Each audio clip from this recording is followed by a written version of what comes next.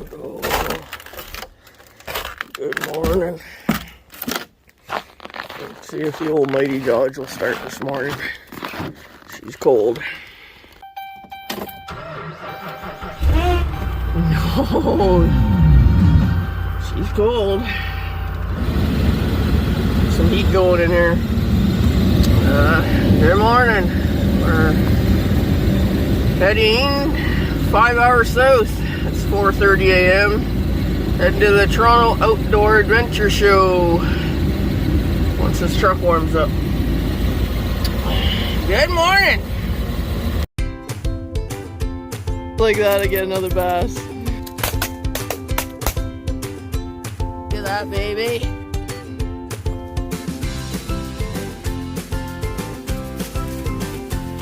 Man.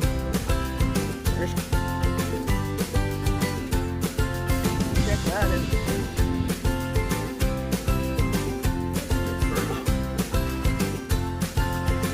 Dinner. Sure.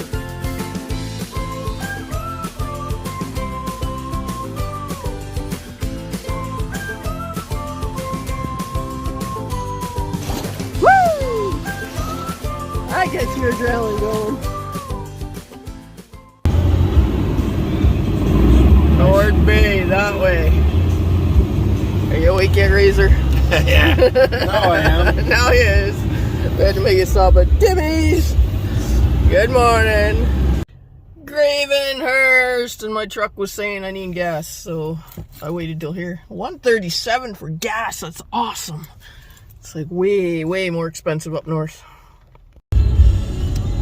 Snowplow convoy. Yep. 50K it is. There's some cool those fold-out saws down here. Nice. They're like $86 for Alright, well, yeah, that's cool. found my brother. All the way from Thorold. He came an hour and a half, we came 5.5 hours. But we are here. It's a lot more tropical here. It's only -6. Believe that? It's -30 in Liskeard. There we go.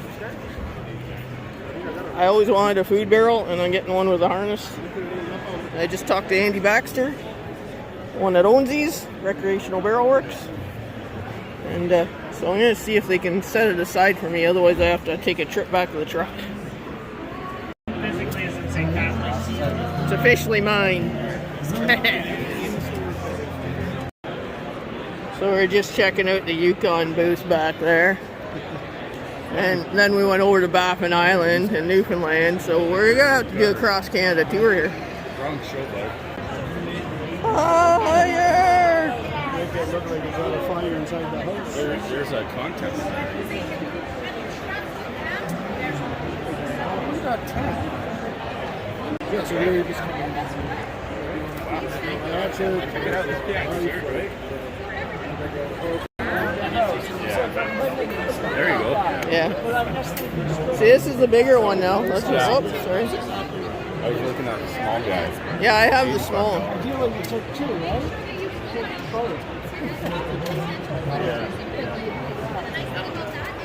Agawa. I already got an Agawa saw.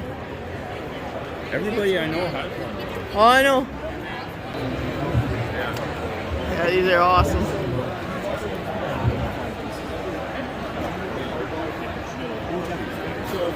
I don't know. There's Hap Wilson, the one whose back is to the Walmart. Yeah. I sure brought the books down that I have. I got a bunch of Hap books. I should have got him to sign them.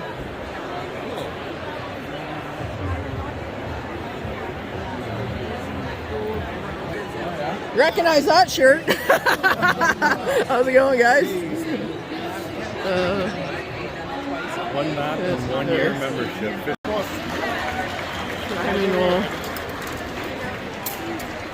We lost Troy.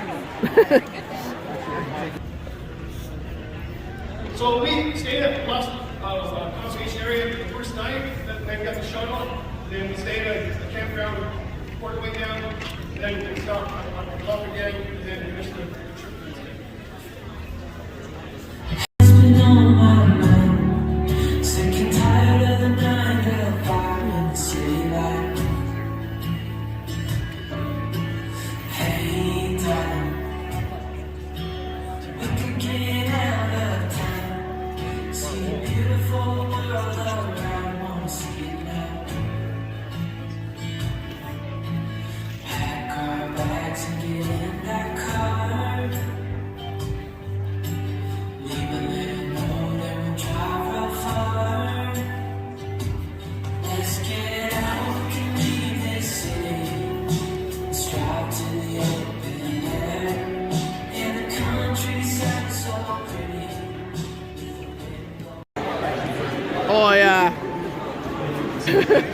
Beer break. Before the trip, obviously you've got to make sure that you've got the right gear with you, right? If you get out there and you're missing something, you can't go back and get it. So pack accordingly, make sure you have everything you need. But you also don't want to overpack. I mean, you don't have a Sherman here in your gear for you, right? So don't bring too much either. Weather can play a huge part in your backcountry trip, and I've had a lot of weather issues. And then I used to guide in the summer, so I was on trip anyway, right? So then I started Those are cool, those little playboats. Oh yeah, well they're made for white water, right? Yeah. I'd love to try one in whitewater. Just Well, I think they're good. All right, welcome back to Paddler's Paradise. We've got our river simulation zone going on in the pool over here. Wilderness Tours is putting on some family rafting trials where we're going to get our young adventurers. All right, this is our guide training course of 2040, 2030 coming up. 2040. And we've got our guide Casey in the raft here, getting everybody seated properly, and we're going to do some paddle training so that we can be ready to go down the rapids. So Wilderness Tours runs a variety of different rafting and kayaking programs on the Ottawa River. Oh, Our nice. family rafting programs are very popular. Yeah, I'd love to do They're that. for ages 5 and up, 50 pounds and up. The beauty of the Ottawa River is that it splits into multiple different parallel channels that all then come back together. And a lot like a ski hill where you've got different levels, green circle, blue square, black diamond, we're lucky to have a very similar situation on the Ottawa River where we can, just by choosing which channel we go down, provide a totally different level of experience. So we can take kids down one channel, we can take a medium intensity down another, a high intensity down another, and it all ends up right at our front door at our resort at Wilderness Tours. So we operate day trips, or you can come and stay at the resort for a stay-over package.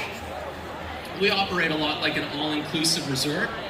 So we provide the meals, we feed you, we take you on adventures, we provide entertainment, and the resort has all kinds of sport courts, games areas, hiking and mountain biking trails, waterfront toys down at the beach zone, as well as lazy river tubing. Well, that's a rough one. Whenever I ask, what's your favorite location, for example, same thing with Survivor Man. That's really hard to, I don't want to cop out and say I don't have a favorite, but I've been so blessed and so lucky that there's been so many cool locations to go to. But the Rocky Mountain episode was actually shot at Chef Paul's cabin in the Rocky Mountains. I mean, it's just stunning. It's like a Survivor Man. The top 3 were always the High Canadian Arctic, the Utah Canyonlands, and the High Andes of Peru. And like I used to, with the Arctic, I would say you could take the camera and you could throw it on the ground and you'd still get a good angle. It's just so stunning and so beautiful. And that has always been a big part. Like you've seen it with the Survivor Man episodes. There's always that moment where I stop and go, look, I know this is really rough, but look what I'm looking at. It's still powerfully beautiful, and even if you're struggling, you're still in amongst the incredible beauty. Be tangent for a second on that. Slice of personal philosophy here. Again, as I said, I come from this world, and why all of you are here. This is absolutely the world that I was entrenched in. First things first, disclaimer on this. I don't know how many of you see my last episode on PFD safety. This is bad, Dennis, about 3 or 4 years ago when I didn't take PFD safety quite as serious as I do now. I tend to wear my life jacket all the time now, but as a disclaimer, that was bad, Dennis not wearing a set. But as you can see, this here was a trip up at Rocky Island Lake. That was on Rocky Island Lake. And this here day was a really unsettled day. Right from the get-go, we had the winds, we had the cirrus clouds, we had the cumulonimbus clouds, we had the rain here, as you can see in the background, already coming down. And ultimately, it was kind of this trip here and one that we did a couple years ago that really The outdoor kitchen.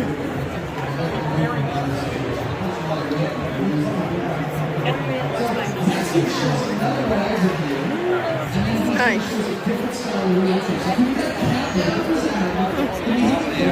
Yeah, nice. If that's causing an issue, that's a bird. I got a problem. I have one big job every year. It's a blueberry orchard, and I have to be there from sun up to sundown, basically every day, keeping my falcons or hawks in the air, keeping the skies clear. Yeah. That's cool, eh? Yeah, the eagles will come down and destroy a crop really quick. It's eco-friendly. You don't have to put up all this expensive netting, right? You gotta keep the falcons in the air.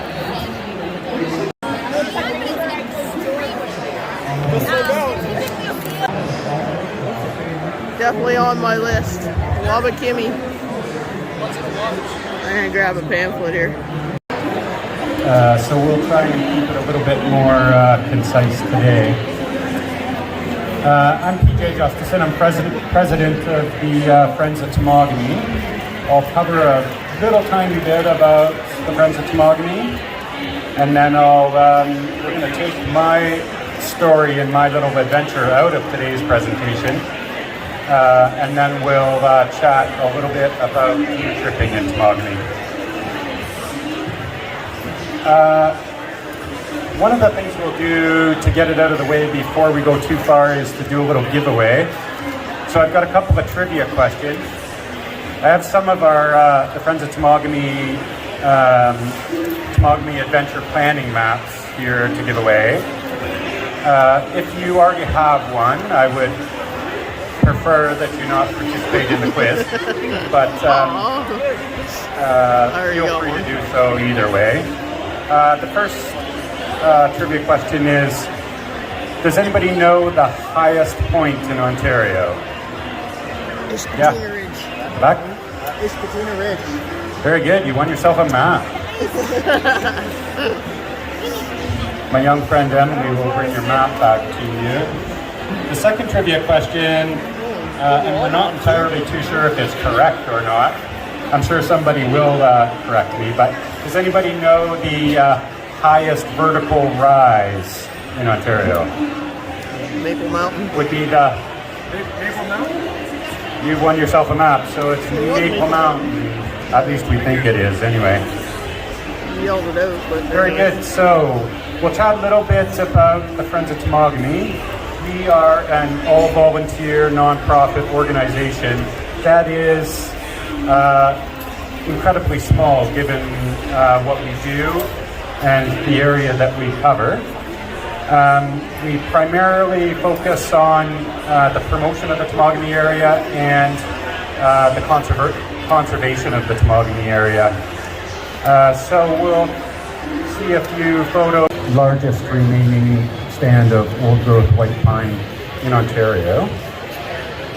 Alex offers a wonderful opportunity to get out with him and do guided, I wouldn't even say it's a guided trail hike, it's more of him sharing his experience and wisdom with you. His phone number is available there. That's the very best way to get in touch with him.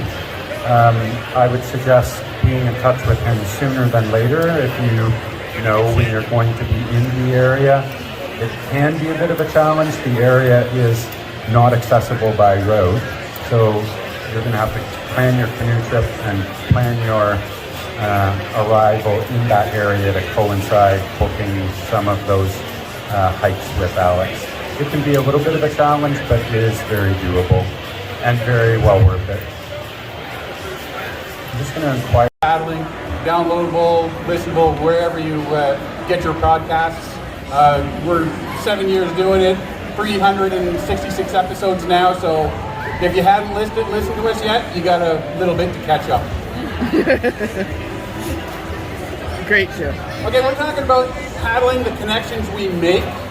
A lot of times people just head out on the water, think they're going for a nice day paddling, but when you start to think about it, there's a lot of connections you make when you're out on the water in canoes, kayaks, stand-up paddle boards, if you're into rafting, all that sort of stuff. Connection can be defined as a relationship in which a person, thing, or idea is linked or associated with something else. And as human beings, we all need to feel connected to something. As is just a given. Whether it's a dog, whether it's other human beings, whether it's nature, we all need to feel the need to be connected to something. Like I say, whether you're into a canoe, kayak, stand-up paddleboard, anything. So tonight, we're going to talk about 9 different ways you feel connected while you're paddling. Right off the bat, everybody knows connection with nature. That's why you're out there most of the time. You know, whether you're, I guess unless you paddle indoor on a pool constantly, you're out in nature, you're on the water, you're on the lakes, you're on the rivers, you're out there in nature to paddle, to connect, right? Whether you want to see the frogs, turtles, birds, paddling down the river, you see the grasses, the trees, and everything like that. You feel connected to it. You're watching it. You're watching it go by. And whether you're thinking about it consciously or not, subconsciously, you're getting that nature connection. Wildlife. I mean, everybody wants to see wildlife. You're using your 5 senses when you're out there. Whoa. Scary. Going up. 5 floors. Woo! We're way up on the 5th floor. Is this the top floor? I think so. I think so. I was hoping for this too, because I'm like, look at that, we got a view. Mississauga! See, all these vehicles that are snowed in, they're all gone to like Florida and the Caribbean and stuff. Yeah, they're in the warm country. Yeah, this is plenty south enough for us. And our lovely room. Mm-hmm. I'm excited for the TV. I don't have TV at home, so I'm like, woohoo, cable TV! Yeah. Alright, and there's a pool on the lower level with a hot tub, they said, which we'll be using tonight. Yeah, after supper.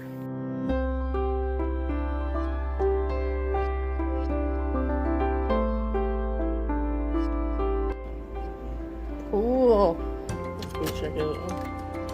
Oh, I guess we need a room key to get in.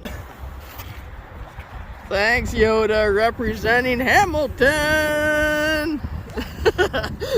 Slap that sticker on his car. I finally got one on the back of my truck now, too. Oh, gotta get my sticker. Represent! Going in Bass Pro. Bass Pro, baby! Yeah, that's so, me just to go. So Razor's gonna buy me this. It's only $29,000.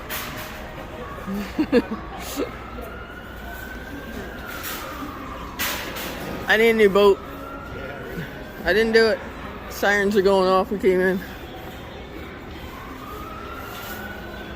Whoop, whoop, whoop, whoop. Fast. Nice, eh? Yeah. I like that one over there. I'm gonna go look at it. This is too small. I'm gonna get something like this. This one here. This is what I got to upgrade to. It's only 40 grand, pocket change.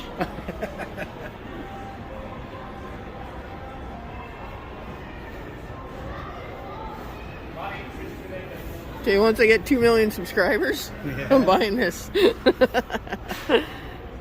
Looking nice though, eh? Oh, is it ever? So Razor said he wants a pontoon boat, and I'm like, you thought I had expensive taste. Like, come on. Look at this one, 96. Oh, show special though, come on. Save $14,000 if you buy it today.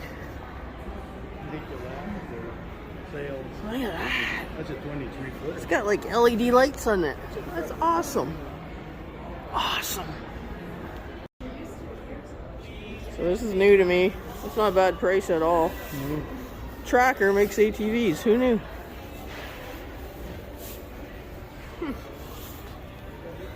Anybody know if they're any good? That's a bigger one here, 600. 12 grand for a 600 EPS. Electric power steering. Oh, fancy.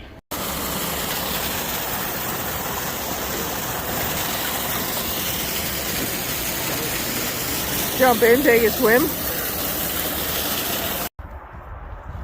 Alright, Tubby Guy Outdoors.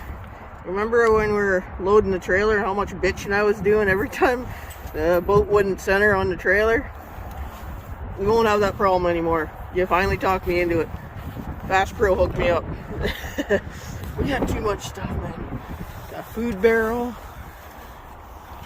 What's Razor buying? What'd you buy? Fishing line and spatulas for Mama J. Shh, don't tell Mama J.